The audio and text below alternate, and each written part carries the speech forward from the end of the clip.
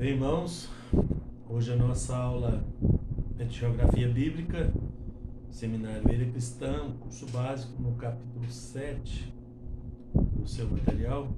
Capítulo 7, nós vamos falar de Israel, algumas informações gerais sobre o país Israel, tá? Bom, Israel é conhecido biblicamente como a terra prometida dos patriarcas Abraão, Isaque e Jacó, por causa das promessas bíblicas, né?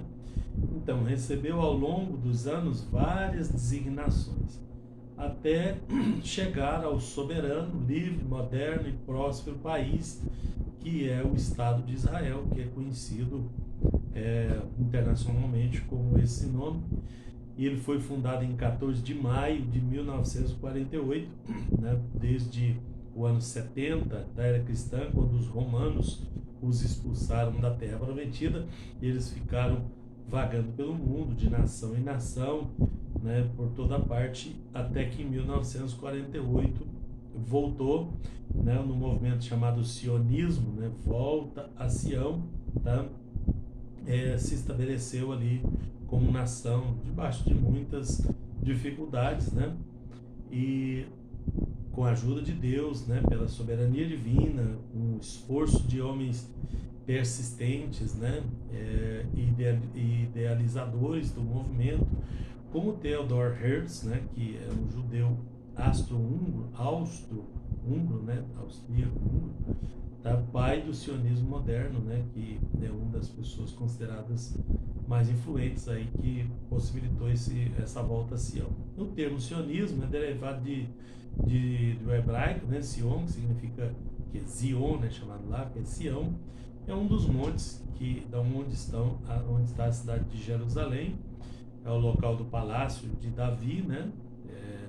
São várias pequenas montanhas onde está Jerusalém, né? Monte Moriá, Monte Sião. A Sião é um deles, tá? Se refere ao sionismo, se refere a volta para casa em Jerusalém, né? E aí veio se tornar sinônimo dessa terra aí de Israel, tá? A localização de Israel fica situado ao longo da costa do lado leste, né, do mar Mediterrâneo, no Oriente Médio. Lá fica o trevo, né, a junção dos continentes da Ásia, da Europa e da África, né? Os três continentes se ligam ali em Israel, né? Faz divisa ao norte com o Líbano, hoje, né? No passado era com os fenícios, né? Hoje é o Líbano. Ao nordeste com a Síria, né? A leste com a Jordânia e o sudoeste com o Egito e a oeste com o mar Mediterrâneo, né? Então são as suas fronteiras hoje. A sua forma é estreita e alongada, abrange uma área total de 27.800 quilômetros quadrados e é classificado como um dos menores países do mundo, que pode ser percorrido em poucas horas, já que possui apenas 470 quilômetros de comprimento por 135 de largura, e esse 135 era um ponto mais largo, né? De Jerusalém, por exemplo, não, uns 80 e poucos quilômetros somente de largura, né? Então, assim o país de Israel. O relevo. O país ocupa uma estreita faixa de terras no Oriente Médio, dividido com 4 regiões geográficas, né? 3 faixas paralelas que correm de norte a sul, em uma vasta zona, né? Quase toda a área árida na parte sul, que são os desertos, né? Planície costeira paralela ao Mediterrâneo, né? Formada por uma faixa arenosa junto do mar, e por áreas férteis que vão até uns 40 quilômetros para dentro do interior do país. Nessa região vivem mais da metade dos 7,4 milhões de habitantes, tá, de Israel.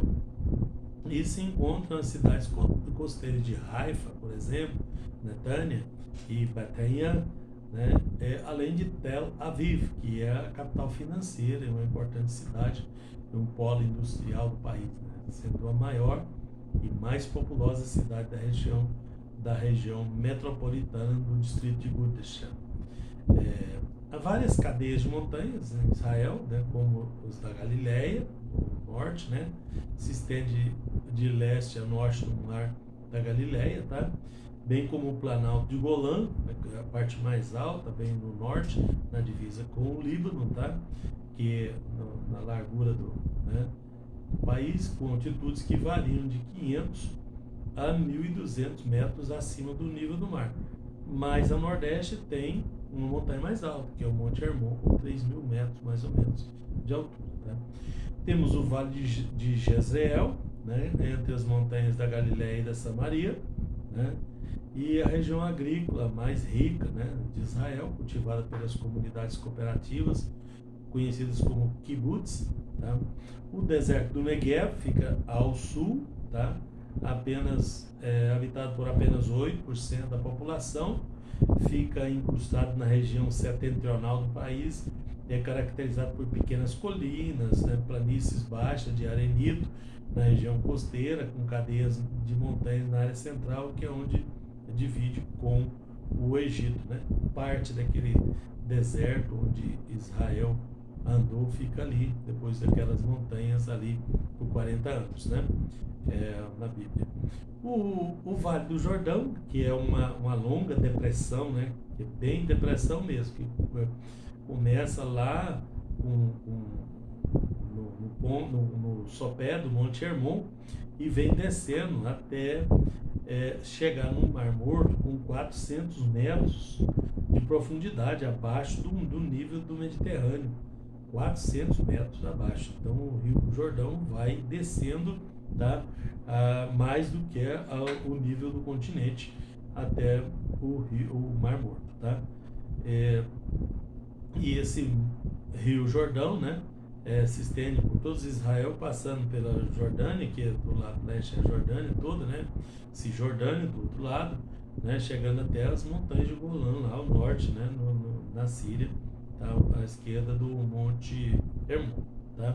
É uma região muito fértil, né, de Israel e Jordânia, acompanhando o comprimento do país, né, na fronteira oriental, cujas atividades de pesca, agricultura, turismo, indústria, né, indústria leve são as principais fontes de renda do Jordão, tá? Da região do Jordão.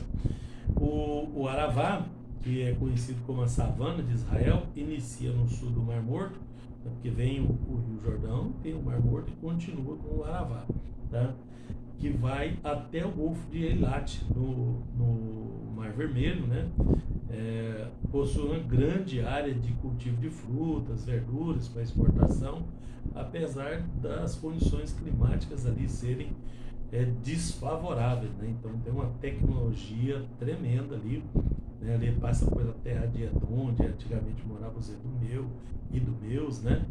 E é um lugar bem árido mesmo, né? E com uma tecnologia fora do comum, eles conseguem produzir incrivelmente lá, né? O clima de Israel varia de temperado ao tropical, é um país pequeno e com um clima muito diversificado, né? Com muito sol, tem duas estações predominantemente distintas, né? Um inverno chuvoso, que vai de novembro a maio, bem parecido com aqui, né? E um verão seco nos 6 meses seguintes, tá?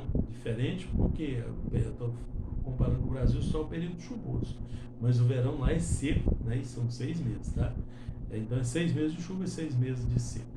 As chuvas são abundantes, né, no norte, no centro do país, em contraste com a escassez, né, no norte do Negev, e quase inexistente no sul. Tá?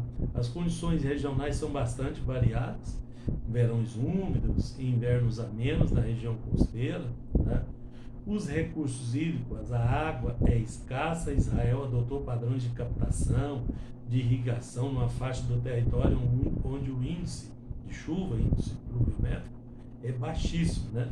Tornando extensas áreas de deserto em verdadeiros jardins cultiváveis ali na região do Negev, por exemplo, né? Que é coisa incrível, né? Inacreditável também. E exporta essa tecnologia, né? Já tem essa tecnologia funcionando no Nordeste do Brasil aqui também, né? Onde tem um índice pluviométrico baixo. A flora e a fauna, né? A vida animal e vegetal de Israel é muito rica, muito diversificada. devido à localização geográfica também, que junta 3 continentes, né? E a sua topografia e o seu clima é bem variado, né? Tem florestas naturais, carvalhos que cobrem parte da Galileia, no norte, né? O Monte Carmelo, né? Que está lá no mar Mediterrâneo, e outras regiões montanhosas. Geografia humana. Sendo uma república parlamentarista, com poderes legislativo, executivo e judiciário independentes, Israel segue o exemplo de países democráticos, tá? Diferente um pouquinho do Brasil, tá? Respeitando a autonomia dos poderes e direitos civis e humanos, né? Regidos pelas convenções e organizações internacionais. O chefe de Estado é o presidente, né? Como no Brasil, mas lá tem um parlamento, né? Então lá é parlamentarista, então tem um primeiro-ministro, tá? Então tem um presidente e um primeiro-ministro, tá? E o chefe de Estado é o presidente, mas o seu dever, a sua obrigação é meio que formal, né? Quem administra na prática é o primeiro-ministro, tá? Então a função dele é cerimonial e formal, conforme na Inglaterra, por exemplo, é monarquia, mas é monarquia parlamentarista também, onde tem a rainha, que é mais formal, mais cerimonial, né? Mas quem governa mesmo é o primeiro-ministro, é o que acontece em Israel, tá? Então o cargo de presidente em Israel simboliza a unidade e a soberania do Estado, é um cargo mais político, tá? O Knesset é o poder legislativo de Israel, um parlamento, né, unicameral, com 120 membros, uma Câmara, né, com 120 membros, que opera em sessão plenária através de 12 comitês permanentes. As suas principais cidades são Jerusalém, capital indivisível, sendo centro da atividade nacional e espiritual do povo judeu. Apesar que alguns países não reconhecem, mas quem reconhecer é eles, né? Tel Aviv, que é a capital financeira, né, é o maior centro industrial, cultural, né? Temos Haifa, que é uma cidade litorânea muito grande, né, com um grande porto, né, de escoamento, o maior porto de Israel, e um dos grandes polos industriais da nação está ali. Temos Beerseba, né, Beersheba, que é mencionada diversas vezes na Bíblia e é considerado o maior centro urbano do sul do país, oferecendo serviços administrativos, econômicos, de saúde e de educação. Beerseba que já entrando para o deserto do Negev, tá? E ali atravessando de Beerseba até Cades Barnea, que tinha na Bíblia, que era a divisa junto com a cadeia montanhosa que divide com o Egito. Então a fronteira de Cades Barnea, né, junto ao rio do Egito.